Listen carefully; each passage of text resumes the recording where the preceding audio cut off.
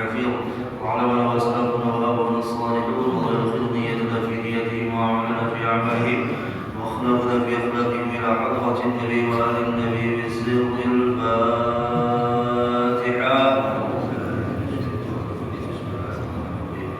الحمد لله رب العالمين الرحمن الرحيم مالك يوم الدين إياك نعبد وإياك نستعين اهدنا الصراط المستقيم صراط الذين أنعمت عليهم غير المغضوب عليهم ولا الضالين آمين.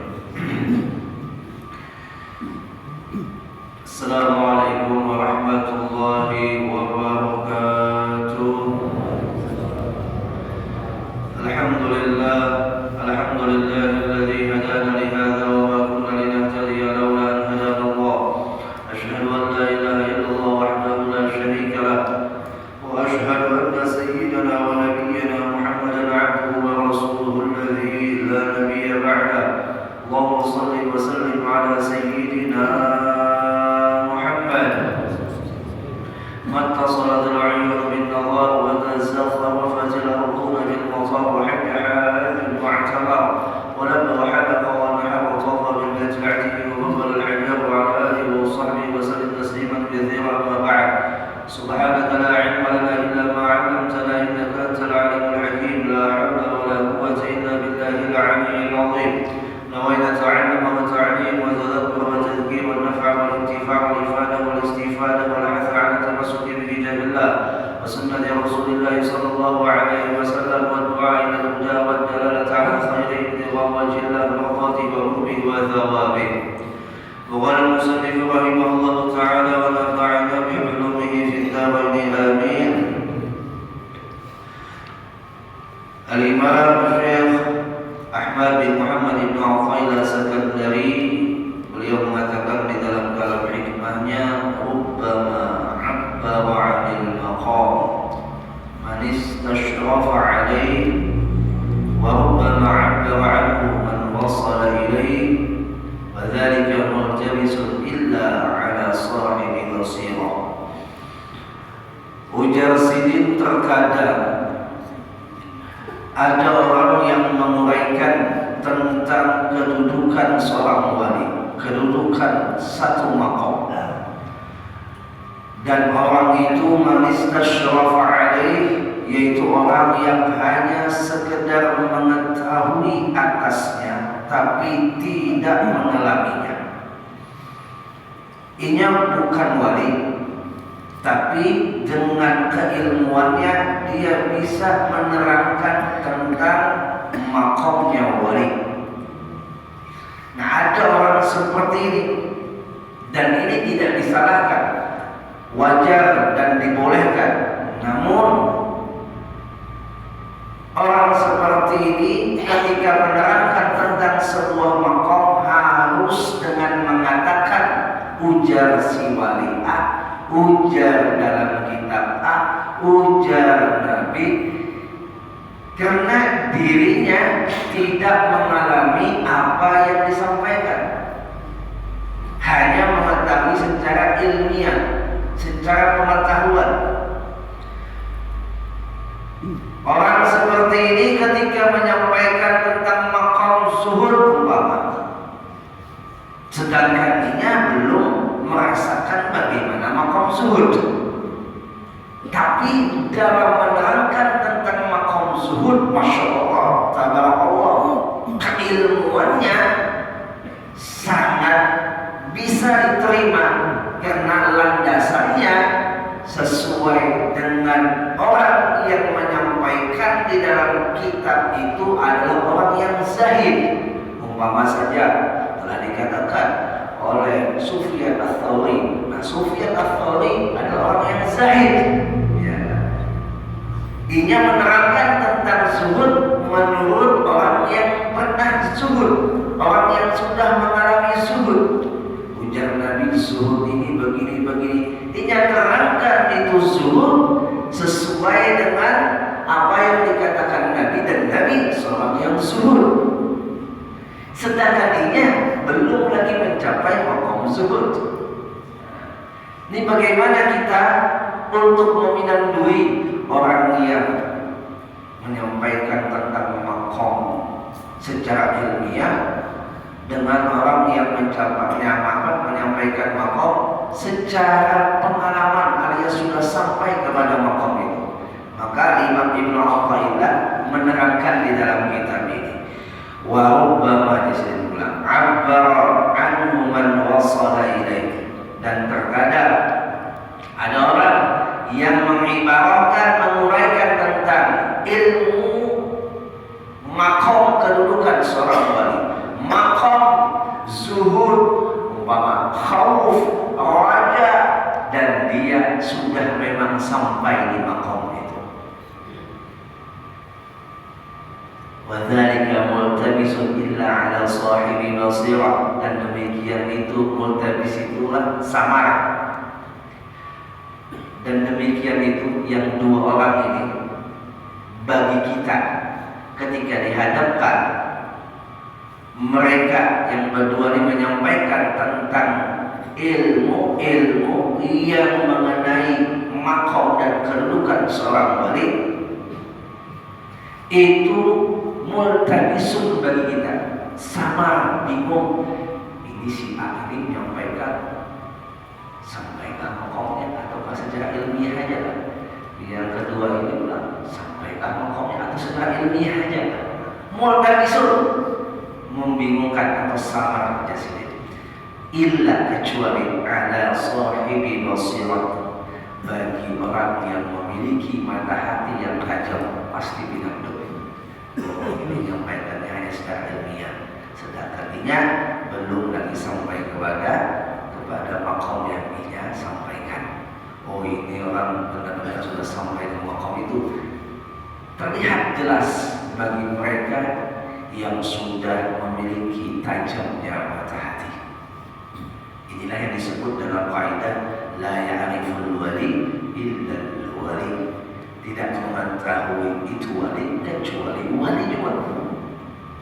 Sedangkan kayak kita yang ada wali, tahu sidik wali hanya melewati ilmiah tanda-tanda yang disampaikan oleh wali. Umpama kata Syekh Ahmad Zarruq, lain Zarruqi lain lah. Memang nama orang dulu diambil Abuya dari nama Syekh Ahmad Zarruq. Ujar Sidin waktu belajar dengan Guru Syarwani Suri Balikpapan, pas membaca kitab Iqazul Himam, syarahnya daripada Hikam. Pas membaca kitab Iqazul Himam, dapat kabar waktu di Mekah Muhammad melahirkan dulu, gitu kisahnya. Lalu akhirnya diberikan nama Ahmad Zarruq. Lalu mau dibawa ke Banjar, Ahmad Zarruq ini ujar Guru Syarwani bisa diulur-uluran, memang jauh mentah, jauh limau, jauh apa. Lalu dikasrahkan Zarruqi misalnya. Itu kisah asbab nuzulnya kenapa nama Ahmad Zarruqi. Nah, ujar Syekh Ahmad Zarruq, salah seorang ulama tasawuf, ujar sini tanda wali itu pertama adalah itharul haqq. Itharul haqq. Apa itharul haqq? Nampak kebenaran kewaliannya itu dengan sikap dan perbuatannya. Amal ibadahnya memang amal ibadah wali. Itu menurut pengalaman siapa? Syekh Ahmad Zarruq, yang beliau mengatakan itu sudah sampai di makomnya. Bukan sekedar secara ilmiah. Kalau secara ilmiah, umpama ulun menyampaikan ujar ulun tanda wali itu begini-begini, tapi ujar si anu, bukan ujar ulun. Ulun hanya menyampaikan apa yang disampaikan oleh wali yang di atas. Nah, berarti ulun menyampaikannya adalah secara ilmiah, bukan berarti ulun wali. Kalau yang mendengar apa nih musim manakibnya lah tentang tanda-tanda wali, guru itu masya Allah tahu benar wali, jangan-jangan guru itu wali. Bagi dia musnubon boleh, ya silakan musnubon. Tapi bagi diri si guru, apabila tahu dirinya itu, ya, artinya dia tidak perlukan dirinya sebagai wali karena mata batinnya kadang kalau mengenai mana yang wali, mana yang ada, kecuali melewati ilmiah. Maka sampaikanlah ilmu tentang kedudukan wali itu dengan ujar si wali, dengan ujar dalam kitab, dengan ujar Nabi, dengan firman Allah. Jadi kadang menyandarkan kata seorang, kadang menyandarkan ujar seorang. Sudah untuk menyambat ujar uang itu nangka itu berarti wali.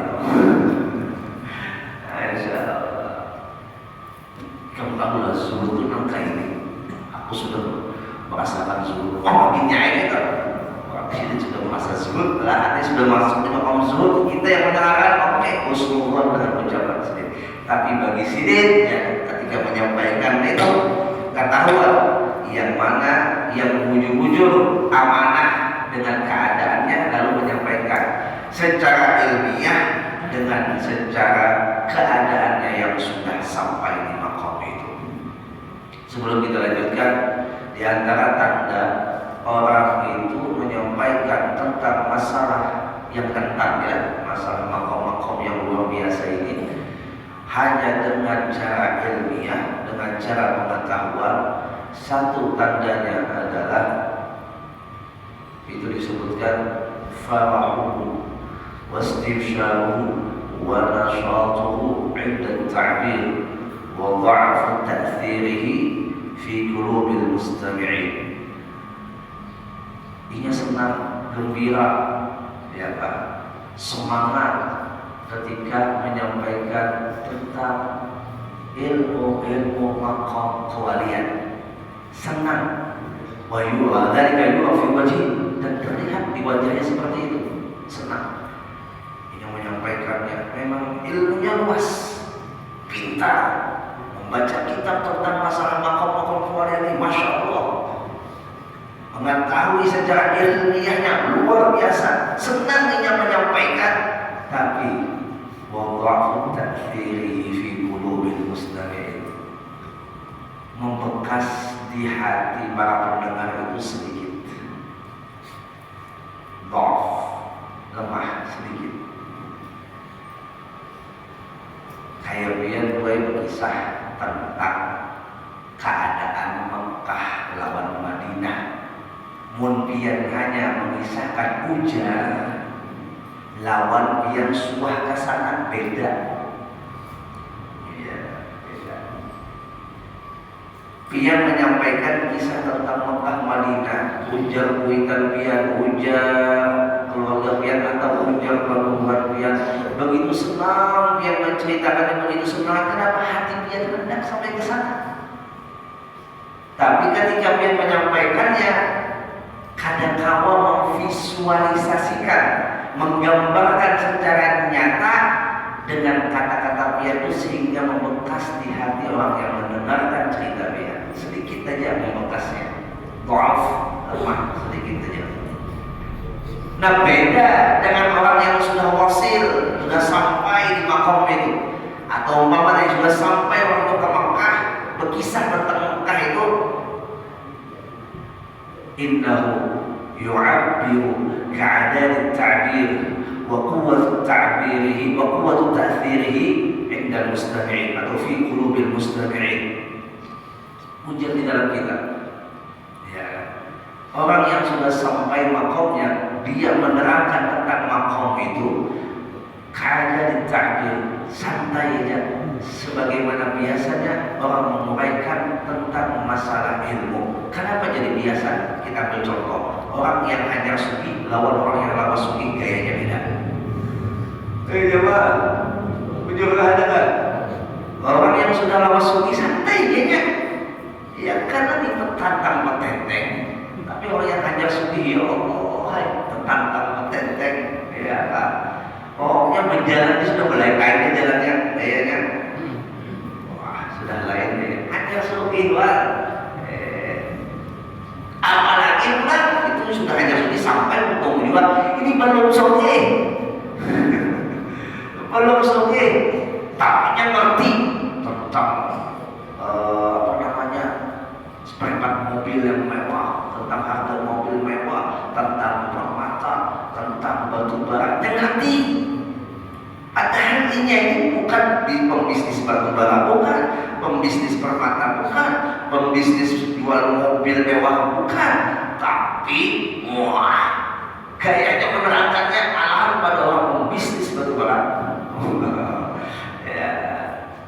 Itu sunnatullah wala. Ya. Jadi orang yang sudah sampai itu ketika menerangkan makom zuhud, makom qawaliyat santai aja. Tapi ujungnya yang paling penting, wa quwwatu ta'thirihi fi qulubil mustami'in. Walaupun santai tapi berpengaruh di hati orang yang mendengarkannya, berkesan kuat di hati orang yang mendengarkannya. Contoh di Malang ada Al-Habib yang Abdul Qadir Al-Faqih kalau salah, hadis kemudian mau pencarian di internet ada rekaman ceramah sidin tapi gak ada videonya. Ada susah ada juga yang hitam putih ada kalau selalu mendapatkan. Nah itu ceramahnya santai aja, tapi orang yang mendengarkan menangisan padahal yang sampaikan sih santai aja tentang menerangkan santai. Kadang yang menggebu-gebu yang puja-puja santai, tapi orang yang mendengarkan menangisan. Ini orang yang wasil santai tapi membekas di dalam hati orang yang mendengarkannya. Ini orang yang wasil, orang sudah sampai. Masya Allah. Kita dihadapkan dua orang yang berbeda, tapi secara yang disampaikan adalah pokok pembahasan yang sama. Tugas kita yang sudah tahu ilmunya nih, yang sudah tahu ilmunya nih, yang pagi hari ini, yang subuh hari ini, kita telah diizinkan oleh Allah mengetahui ada dua orang. Yang satu menuraikan tentang kemaqaman wali atau kedudukan wali dengan ilmunya, sampai di situ aja betul. Ada satu orang lagi menyampaikan kedudukan wali dengan keadaannya yang sudah sampai. Nah, tugas kita yang katakan tentang husnullah. Tugas kita tentang husnullah. Kalau kita tahu tanda-tandanya orang ini hanya sekedar menyampaikan ilmunya juga mulia. Ya. Walaupun orangnya belum sampai pada makom tersebut. Contoh, seorang dokter menyampaikan tentang penyakit kanker, sedangkan dokternya tidak pernah kena penyakit kanker, tapi mengetahui seluk-beluk tentang penyakit kanker. Lalu kita mendengarkan apa yang ditolak, dokternya belum kanker. Ya. Mestinya dokter harus tahu dulu kayak apa kanker, dia harus merasakan, bukan ada tahu. Ya.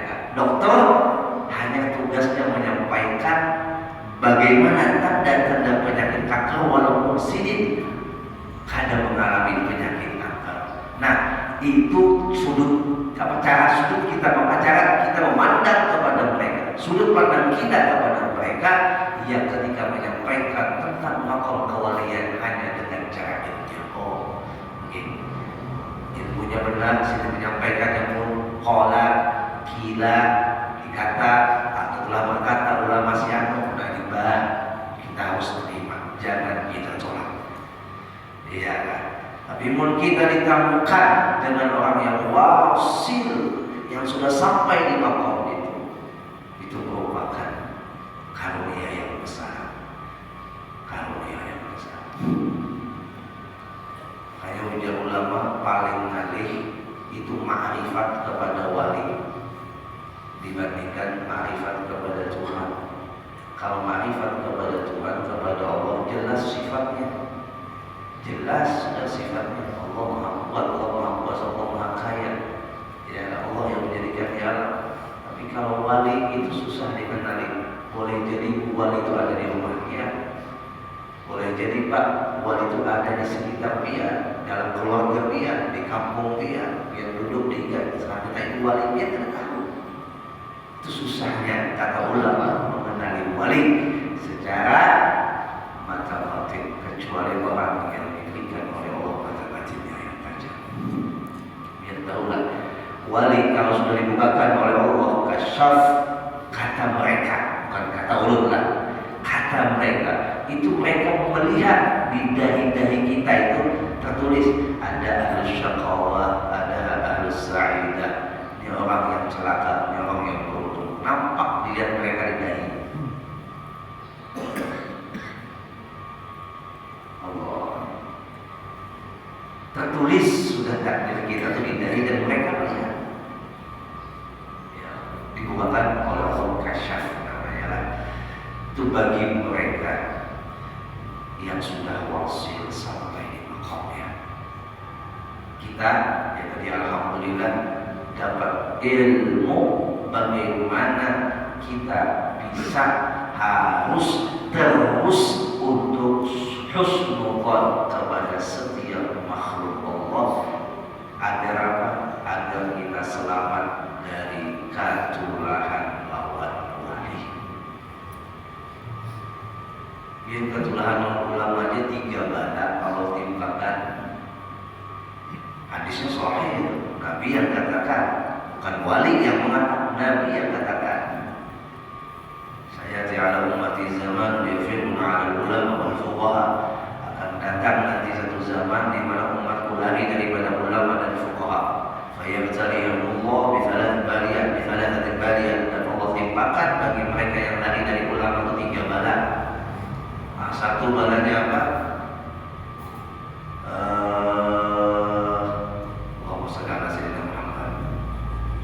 Yarfa'ul barakati 'ala kasbihim. Ya kan? Diangkat keberkahan pada usaha mereka. Turut berusaha, siang malam berusaha, dapat hasilnya banyak tapi tak punyanya. Kenapa? Gawian musuhi ulama, gawian menyembati ulama. Biar tahulah Bapak Ibu, menggibah orang yang bukan ulama aja sesama manusia pada umumnya laksana memakan bangkai. Ya kan, kita menggibah tuh kawan kita yang bukan ulama, sesama kita, bahkan di bawah kita anggap apa atau sesama kita, itu sama memakan bangkai. Tapi kalau menggibah ulama bukan saja makan bangkai, tapi memakan bangkai yang beracun, sebagaimana kata Imam Abu Hanifah, luhumul ulama masmumah, dagingnya ulama itu beracun. Akhirnya usahanya kada berkah. Nah itu kita lari dari ulamanya, menjauh dari ulamanya, sudah diangkat oleh Allah keberkahan dari usaha. Bagaimana memusuhi wali, kesambati wali, kecaci maki wali, ya Allah. Yang kedua, orang yang lari dari ulama, Allah akan timpakan bala yang namanya la yakhrujud dunya illa bi ghairi iman. Tidak keluar dia dari dunia kecuali tidak membawa iman. Matinya suul khatimah. Matinya suul khatimah.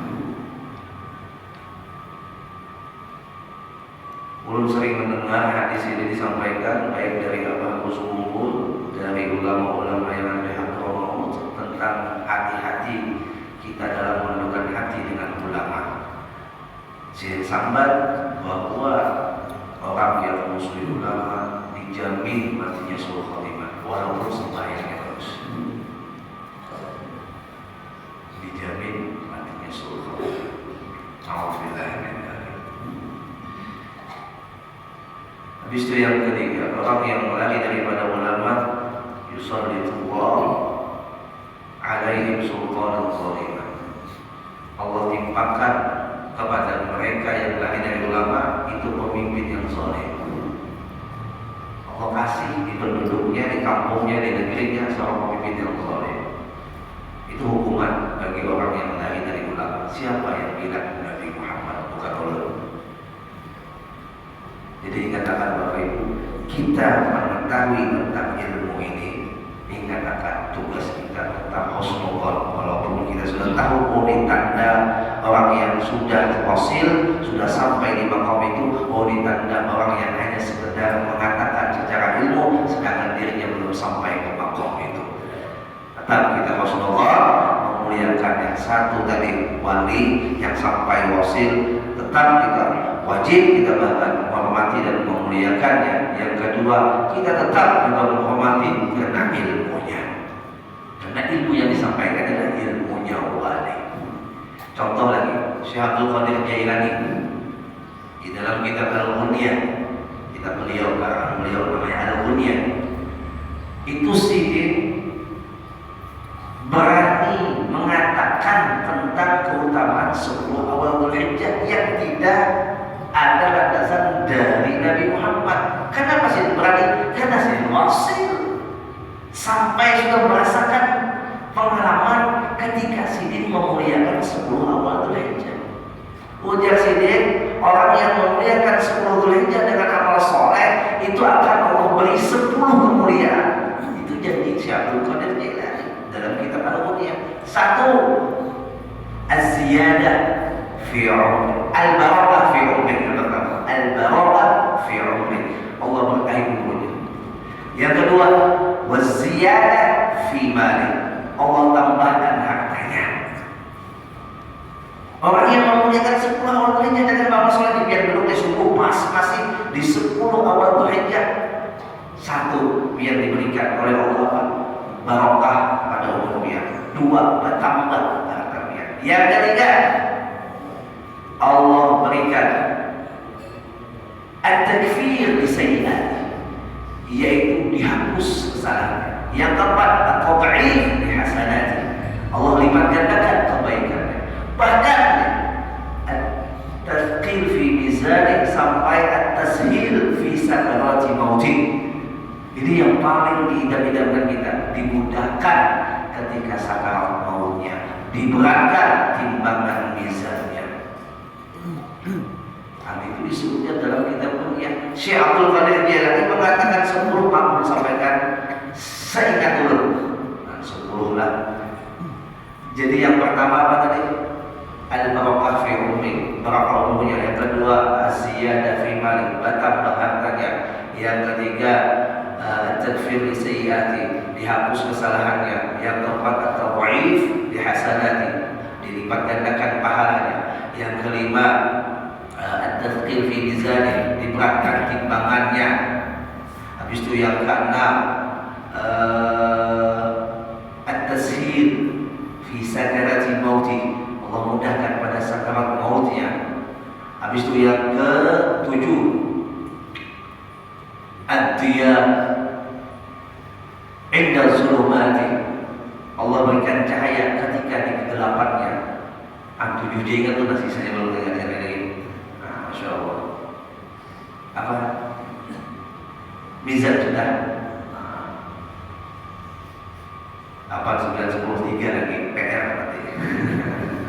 Kita dari itu. Nah, berarti ketika Syekh Abdul Qadir Jailani berani mengatakan ini, beliau sudah mengalaminya, sudah mendapatkannya, sudah merasakannya, sehingga beliau berani menyampaikannya.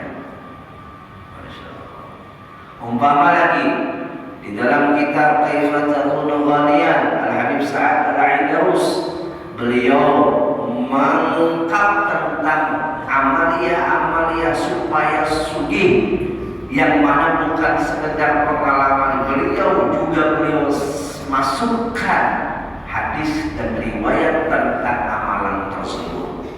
Amalan bertemu Nabi, amalan pemimpin Nabi, amalan supaya lekas Ramadan, amalan supaya lekas bahagia. Itu mereka, termasuk Al-Habib Sa'ad menguraikan dalam kitabnya, karena sudah mengalaminya, sudah mendapatkan hasilnya.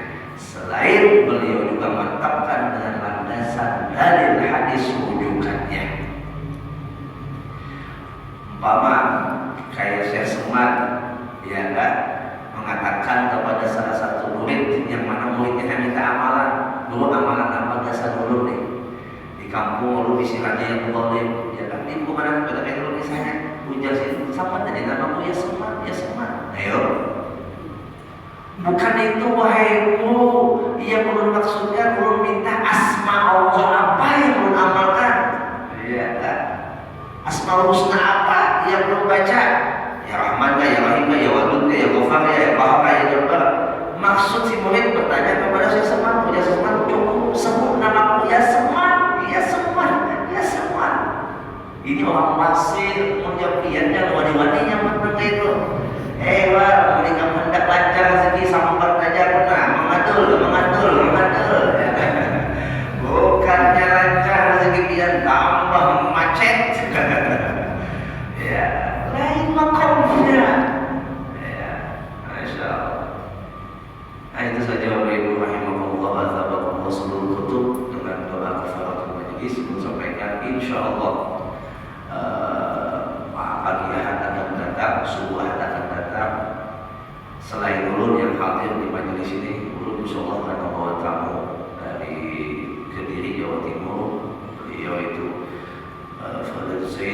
Habib Syekh bin Habib Mustafa Ma'bud pimpinan Jalsatul Itsnain Anwarus Shalihin Kota Kediri Jawa Timur. Kebetulan malam ahadnya itu Sidin datang di Majelis As-Sirah, dan juga ada Habib Alwi bin Abdullah Idrus pimpinan Pondok Pesantren Al-Munafi' dari Tarekat Romo. Cuman sayang Sidin sudah direkrut oleh Masjid Al-Munawwarah. Maklum kalau pagi subuhan kan ada kajian khusus, kalau ada tamu-tamu mulia langsung direkrut oleh Masjid Al-Munawwarah di Trikora. Jadi belum bawa salah satu dari kawan kami yang hidup sama-sama di Darul Mustafa. Beliau ini salah seorang selain Al-Mustafa juga Al-Basidin, seorang tokoh sepuh yang ada di Kediri. Kalau ada orang Kediri pasti tahu dengan Al-Basidin. Al-Basidin Al-Habib Mustafa Ma'bud. Ya, kalau kita di Banjar, di anggap aja Kediri itu ya Banjarmasin lah. Berarti yang Tuhan di Banjarmasin Abah Husayuddin. Dia Al-Basidin yang dituhakan di Kediri. Jadi yang mengapa ada ulama khusus ingin mengadakan sesuatu atau ingin membahas masalah dan sebagainya, itu sangat sering mendengar kisah dari lingkungan sana, selalu datang kepada Habib Mustafa. Dan kebetulan juga Kiai Mulut di negara Al Kiai Mujib itu di orang Kediri. Di Purta Kediri yang sahabatnya Habib Mustafa Ma'bud pasti tahu. Al-Basidin di Habib Mustafa Ma'bud. Pondok masih namanya Rawdatul Hasanain. Rawdatul Hasanain. Nah, Sidin ini munnya diizinkan oleh panitia membawa suku. Siapa jalan panitia? Siapa jalan panitia? Jemaah siapa jalan? Ya, jadi sebuah hal itu membawa Sidin nanti insyaallah yang menyampaikan tausiahnya belum hadir itu mendengarkan saja nanti sama-sama kita ambil ilmu dari Sidin. Nah, dan malam ahadnya itu ini kan subuhan, malam ahadnya belum undang merata. Mudahan biar kau hadir merata. Acara haus seman sekaligus milad Asirah yang sewindu yang 8 tahun, dan juga sekaligus tasabuhan resmi hakiki anak ulun yang terima. Jadi berharap hadir biar merata merupakan kehormatan dan kebahagiaan ulun. Mudah-mudahan akhir pilihan bebas hadir, mau bencong hadir. Mudah-mudahan dapat rahmat dan barokah kita kumpul dengan ulama, dengan habaib, khususnya tamu mulia yang dari Tarekat Romo. Karena beliau cuma datang itu Sabtu siang datang, malam minggu mengisi, pagi ahad yang dari Tarekat bukan minggu masuk salah satu guru besar yang beliau itu punya karangan kitab sampai 20 kitab, dan salah satu kitab yang ajib yang kami pernah mendengar adalah syarah daripada Futuhul Farihin. Sidin mensyarahkan kitab itu, sempat Sidin putus asa, lalu Sidin membuangkan itu kitab, artinya tulisan Sidin kertas yang belum jadi kitab itu dihapuskan Sidin. Malamnya mimpi Imam Syafi'i, Sidin Ali sampai kepada Nabi Muhammad, membuat kertas itu dan menyerahkan kepada beliau, dan di situ ada Sidin Haidumar. Besoknya diceritakan Sidin Haidumar yang aku ada di situ. Nah, jadi kitab itu kami ujar Rasulullah, sempurnakan itu kitab. Nah, itu beliau Habib Alwi bin Abdullah Idrus. Memang orangnya sedikit maju. Masya Allah. Nah, jadi bisa dia melihat langsung nanti di Majelis As-Sirah, diajarnya di sebelah rumah di masjid. Nah, jadi kumpulkan kajian di acara tersebut. Mudah-mudahan hadir mengatakan Sukamara, Jalan Sukamara, landasan mulai utara. Para kajian ada apa 9 ada. Sukamaranya. Alhamdulillah. Itu saja yang dapat disampaikan. Minta halal, minta Allah yang berwajib. Wassalamualaikum warahmatullahi wabarakatuh.